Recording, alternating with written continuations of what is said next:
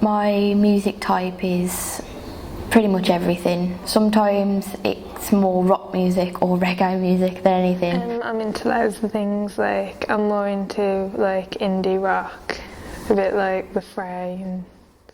I listen to heavy metal rock, and I'm also into like party music, so like beats and everything. It used to affect the way people, you know, judged me and how I would be around them and if I was different. It brings us together because if I like something, someone else likes something, it's like a conversation builder. I quite like iconic sort of people like David Bowie, Grace Jones and Bjork. I like any kinds of music, but mostly rock. I listen to a lot of indie and rock and stuff.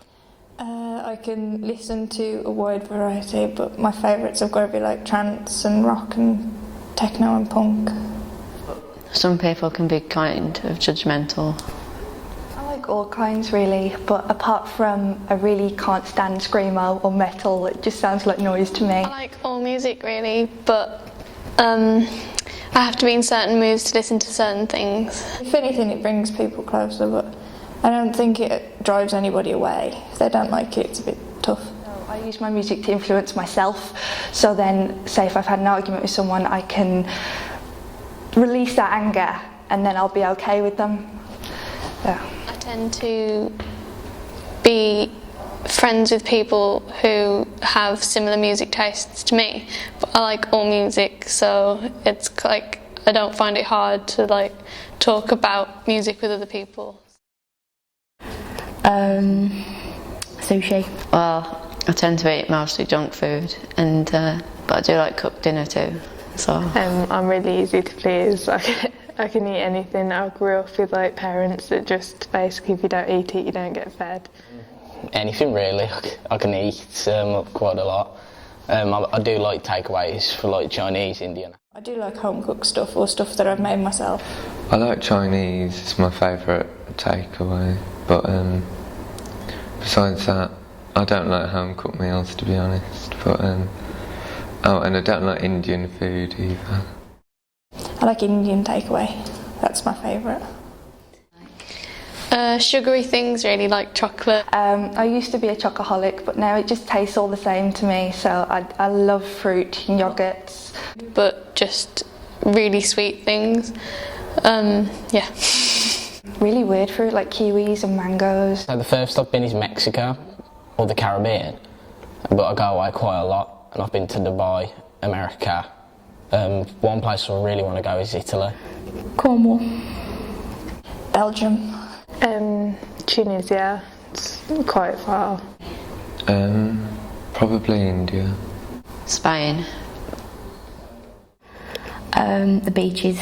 The beaches were really nice, really vibrant and... There wasn't much I did like about it, but I went ages ago when I was about 7. The weather. You could drive into the sunshine, and we went down to the beach the one day and there was just a big bank of fog, and it wasn't like anything I'd ever seen before. It was brilliant. I remember it being very colourful. You notice on the houses they're like different to our houses. The history behind it, like the Colosseum, and like where everything was originated from there. And plus I'm also a huge sports fan, and I follow a lot of the Italian leagues, so... I liked how different it was to England, because like, I also liked how warm it was as well, obviously. Probably Egypt. Yeah. France, and the best place about it was Paris because it was so beautiful. We went into the tombs and seeing all the art on the wall. I was just like, oh my gosh, how long did it take them to do this? It was just absolutely amazing. A lot of my family's based in Poland, so my roots come from there. I think there's some in Ireland and Australia. I have some very distant in America and in India. My dad's side of the family are from Ireland, so I've got quite a lot of family over there. So we have close friends in Cyprus who we've made because we've been going for the past, I think it was 8 years now, and or maybe less. And my sisters are living in one of my sisters working in the Caribbean on a cruise. I really like Walsall because I was born and raised here. I wouldn't say Walsall's a fantastic place. It's a bit, there's not as much as there is in other places, like in Birmingham there's lots more to do and stuff. Yeah, it's a friendly place, supposedly. I don't mind living here. I mean, like, a lot of my family would like to go away into different places, which is why we go away quite a lot. But to me, Walsall and Wolverhampton's a bit like home to me. So I live in Willenhall, which is quite a small town. I used to think, oh, it's nice, everyone knows each other here. But as you grow up, you hear more and more stories that are happening locally. Like, it scared me to death, but last week there was a man murdered in the street next to me. I feel a bit uncomfortable sometimes walking around. I don't know, there's just like a feel sometimes.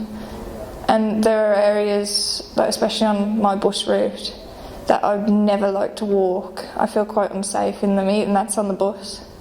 But then you get to the high street and it's such a happy place, such a vibrant place, and it's completely different. It's different. There's not a lot here, but the bits that are here are sometimes really nice, like the Art Gallery, for example. I really like it here because you see the other side of Walsall. You don't see the rubbish or the half-built buildings or anything like that. You see the parts of Walsall that make you happy to be here. Anything new helps to lift Walsall. Yeah, especially places like art museums, theatre, stuff like that. Things that can really raise the bar. I think every person in the world has a power to change something in their lives, to themselves or to everyone. I do feel like I have some sort of power. No, I don't. And like, as an artist, you feel like you've got more power than other people because you can control more things. I'm a big fan of Tracy Emin, and I love how her work connects with people about what she's had in the past. I personally find that my artwork does relate to myself. I have a condition that's unheard of, so I try and put my work out there. You'll try and write a letter and, you know, ask for things to be changed. And things never change, especially at the age of 17. No one really listens to your opinions until you're at your class as an adult. So I think they shouldn't be so quick to judge us. I definitely think that. I think if they didn't judge us so quickly, they'd listen more. But especially with like the riots and things that went on, I don't think we're going to get listened to, not anytime soon. I think one of the main things is within the whole world, which is quite ambitious, is war and stuff, because I have a lot of pacifist views about non-violence and stuff, and it would be nice to have world peace. With the right to vote these days, people still can't make that much influence unless they're famous and a celebrity. cruelty to animals, I really don't like it. My hair's pink, I use vegan hair dyes. I stretch my ears, but I don't use ivory. I don't wear anything that's real fur. I'm just completely against killing of animals. Most of the time I don't really speak my mind enough to have the power to change anything. I think each person has their own amount of power, and the more determined each person is, the more possible they want to change will become. Vote for Nick Clegg, you've got to vote for Nick Clegg, purely because he stood outside the university with that sign saying, I will not change university fees, and then he went and did it. I understand that, you know, he had to make some compromises, but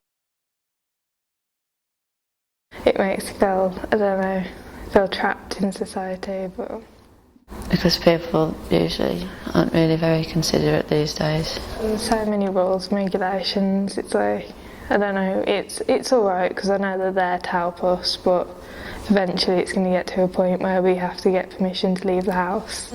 Poverty, because I don't like seeing people upset or hurt by anything, and I think especially like people in Africa that are starving and stuff, I don't like it, and if I could change that I would.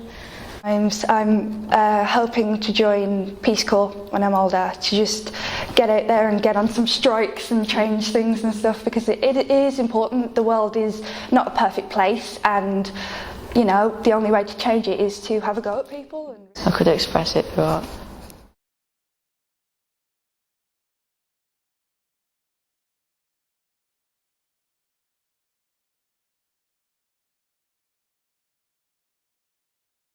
There's not really a certain type of music I like, but I do like and listen to music. I'm into my Japanese music, like Japanese rock or pop and techno. Mostly hip-hop music has a message in. And punk style, the rock. So it's got an old style. Drum and bass is mainly one of the main ones that I listen to, and house music. A bit of everything, to be honest with you. Brings people together. Then like dance, or when people just stand around, it's a good vibe and everybody enjoys themselves. Broadens it, to be honest with you. It makes it a bit more interesting to talk, because most people I hang around with mostly like hip hop, but I like a bit of country music, so it adds a bit more variety. I try to get them involved with it, but I don't really like most of any of it. And other people are not hip hop I still bond with. A little country music, and even like a little bit of metal, so I'm a bit averse in everything really. I like mainly like home cooked meals, because it's more that what I know is like with having like a big family. From when my young, it's always been about Saturday and Sundays, like family day and sitting together and like having your soup on your Saturday and your rice and peas and chicken on your Sunday, and integrating with family. Go for a cheeseburger or something like that. Chinese, Indian, Mexican, and Italian. I like the simple foods, to be honest with you. Nothing too fancy, nothing too over the top. Fish, chips, peas. I would just go for sushi. Burgers, chips, mostly super noodles, or chicken or something like that. I like my Japanese food, like sushi, the ramen. I wouldn't really say I've been far on holiday. I've only really been like in the UK. Furthest is India. Yeah, that's the furthest I've been. Japan or so. I was pretty young, so I didn't really like I was mostly complaining about the weather, so because it was a bit too hot. So I like the hot springs there and the food. Cornwall, just for a week away from everyone, to get them to just relax a bit. Been to Scotland, how quiet it is, and that's how much fun you can get from it as well. It's a good place because I get to see my other family members up there. Just went there for the sights for it, because I'm into like my martial arts. I did martial arts training there, ninjutsu. Also like the manga and anime side, so I'll go there to look at what new stuff was released there. You got the museum up there. The museum is amazing up there. America, I went to South Carolina a few years ago. Transport Museum. It was a part that was kind of known for slavery and the Ku Klux Klan. Well, I used to live up there, and then been up there a few times. They're around the world really. I've got some in, because my mum's born in India, so she's raised there, so I've got family in India, well, in Pakistan side as well, because she was born in Calcutta, so I have some there. My dad was born in Hong Kong, so I've got like family in Hong Kong as well. As well as my mum's side, some of the family's in China. Then some of her friends and family in Australia, and I've got some family in Germany because that's where I was born, and I've got some in America. America's changed a lot with like the civil rights. I think it was kind of sad in a way to know that people are still kind of in that mind frame and sometimes still quite racist and still segregated in a way.